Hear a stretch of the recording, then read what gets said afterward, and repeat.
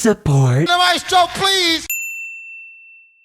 Last record rundown of March, and the charts actually updated on time this week. This will be for the week of March 28th. 2026. On this day music back in 1987, Where the Streets Have No Name by U2's music video was filmed in downtown Los Angeles on top of a liquor store. The liquor store had its ceiling reinforced in case fans rushed the building, and they had a backup generator in case the police found them and shut down the power, which they actually did. Everything in the music video happens in real time, and yes, the police do show up, and people do get arrested. It also brought the surrounding area to a complete standstill in terms of walking and actual traffic. Nothing new this week, but maybe next week. Max Richter did do the soundtrack to a certain William Shakespeare movie. Don't mean a thing if it ain't got that swing. We're back down to just one Christmas album. Yes, it's the Charlie Brown Christmas soundtrack. Maybe it'll fall off in April. Maybe it'll stay through until the next Christmas season. Who the hell knows? Singing. I love rock and roll!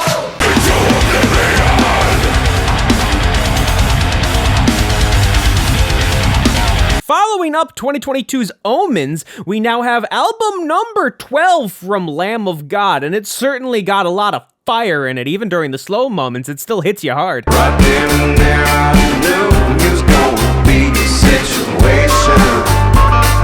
Second release under Sturgill Simpson's alter ego Johnny Blue Skies, now with apparently The Dark Clouds.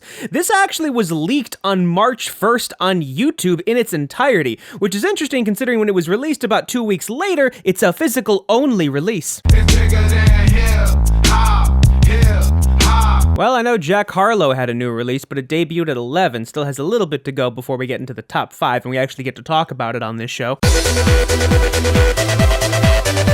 Boy, that Pink Pantheress remix album is doing really well, given I think it's being carried solely by her version of Stateside that has Zara Larsson on it. And now I need some help from the maestro, please! Debí tirar más fotos de cuando te tuve. Debí darte más besos y abrazos. So while some of us are waiting for a deluxe edition, there is at least that vinyl version that was released earlier this year. In the US version, you get an additional track, Alambre Pua.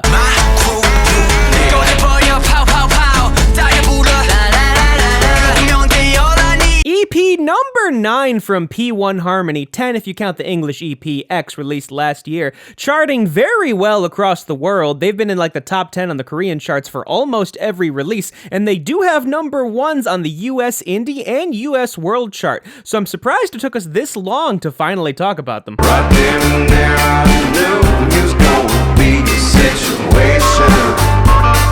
Not bad for a physical-only release to get all the way to number 3. I do wonder if the leak I mentioned earlier did count towards listens, though. That's what I want, that's what I want.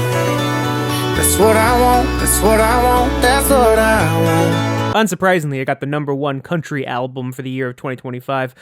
More surprisingly, I got the number 1 album in Canada just outright for 2025.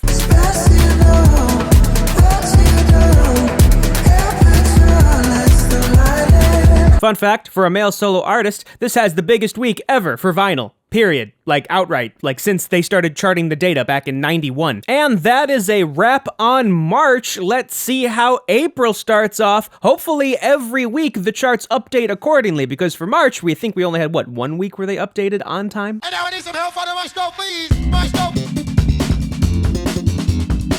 Maestro! Maestro! Maestro! Maestro!